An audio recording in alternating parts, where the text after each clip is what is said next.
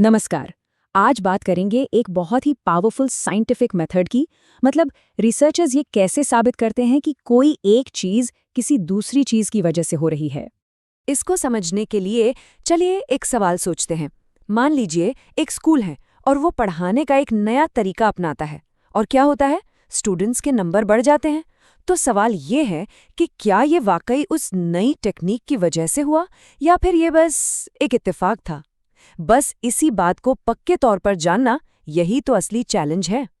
और देखिए, यहीं पर आज की हमारी पूरी बातचीत का निचोड़ है।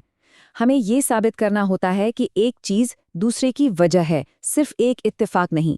और इस कह सकते हैं कि इत्तेफाक को वजह से अलग करने के लिए ही एक खास तरीका इस्तेमाल होता है।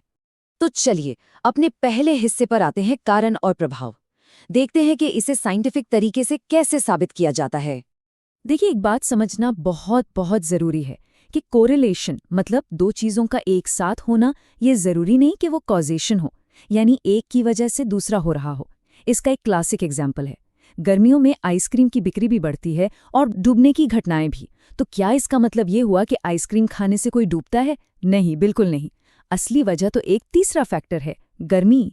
लोग गर्मी में आइसक्रीम भी ज़्यादा खाते हैं और तैरने भी ज़्यादा जाते हैं।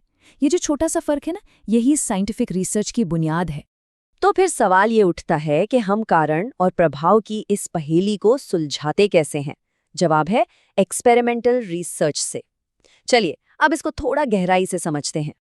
तो ये एक्सपेरिमेंटल रिसर्च है क्या?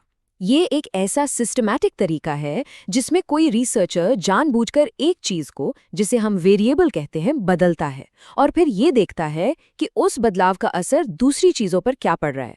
और ये सब कुछ बहुत ही कंट्रोल्ड माहौल में किया जाता है ताकि कोई भी बाहरी चीज नतीजों पर असर न डाल सके। अच्छा, अब सवाल ये है कि ये तरीका इतना ज़रूरी क्यों है? भाई इसलिए ज़रूरी है क्योंकि इसी से हमें पता चलता है कि कौन सी दवाइयाँ काम करती हैं, पढ़ाने के कौन से तरीके सबसे असरदार हैं और कौन से नए आइडियाज़ वाकई में काम के हैं। ये मेथड हमारी थ्योरीज को टेस्ट करता है, साइंस को आगे बढ़ाता है और ये पक्का करता है कि जो भी नतीजे निकले वो भरोसेमंद और सही हों। तो चलिए अब अगले हिस्से में चलते हैं और बात करते हैं 3 सबसे ज़रूरी वेरिएबल्स की। ये किसी भी एक्सपेरिमेंट के सबसे ज़रूरी हिस्से होते हैं। ये वेरिएबल्स समझ लीजिए किसी भी एक्सपेरिमेंट की जान होते हैं। यही वो चीज़ें हैं जिन्हें हम बदलते हैं, नापते हैं और कंट्रोल में रखते हैं ताकि हम कारण और प्रभाव के बीच एक साफ सुथरा रिश्ता देख सकें। सबसे पहले है इंडिपेंडेंट वेरिएबल। ये वो चीज़ है जिसे रिसर्चर बदलता है, जैसे हमारे स्कूल वाले एग्जाम्पल में पढ़ाने का नया तरीका। फिर आता है डिपेंडेंट वेरिएबल। ये वो चीज़ है जिसे हम नापते हैं ये देखने के लिए कि असर क्या हुआ, जैसे कि स्टूडेंट्स के फाइनल एग्जाम के नंबर। और आखिर में आते हैं कंट्रोल वेरिएबल्स।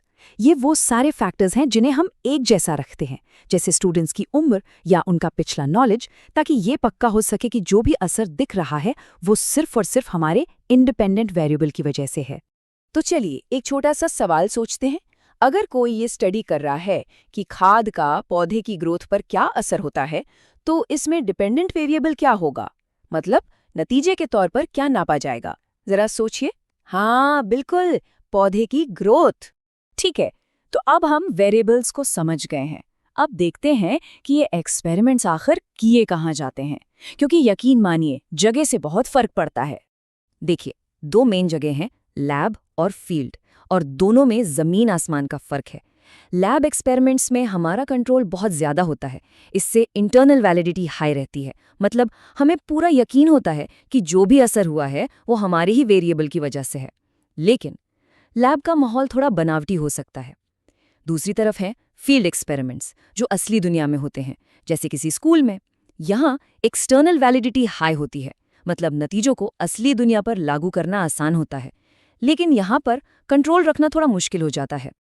अब आते हैं अपने अगले सेक्शन पर। आखिर ये एक्सपेरिमेंट्स इतने मायने क्यों रखते हैं? चलिए अब पूरी पिक्चर को एक साथ देखते हैं। देखिए, कोई भी मेथड परफेक्ट नहीं होता, है ना? एक्सपेरिमेंटल रिसर्च की सबसे बड़ी ताकत तो यही है कि ये कारण और प्रभाव को पक्के तौर पर साबित कर सकता है। लेकिन इसकी कुछ सीमाएं भी हैं। जैसे लैब की बनावटी सेटिंग हमेशा असल जिंदगी जैसी नहीं होती। कई बार नैतिक वजहों से हम कुछ चीज़ों को बदल नहीं सकते, और सच तो ये है कि हर एक बाहरी फैक्टर को कंट्रोल करना लगभग नामुमकिन है। लेकिन इन सारी सीमाओं के बावजूद जब बात ये साबित करने पर आती है कि ए की वजह से बी हुआ, तो एक्सपेरिमेंटल रिसर्च को ही गोल्ड स्टैंडर्ड माना जाता है। साइंस में इससे ज्यादा भरोसेमंद तरीका हमारे पास नहीं है। और आखिर में एक सवाल सोचने के लिए छोड़ जाते हैं। अगर कोई भी एक्सपेरिमेंट पूरी तरह से, मतलब 100% कंट्रोल नहीं किया जा सकता, अगर हमेशा कुछ अनजान फैक्टर्स मौजूद रहते हैं, तो ये साइंस की अपनी सीमाओं के बारे में और हमारे ज्ञान की इस खोज के बारे में क्या बताता है? इस पर जरूर सोचिएगा।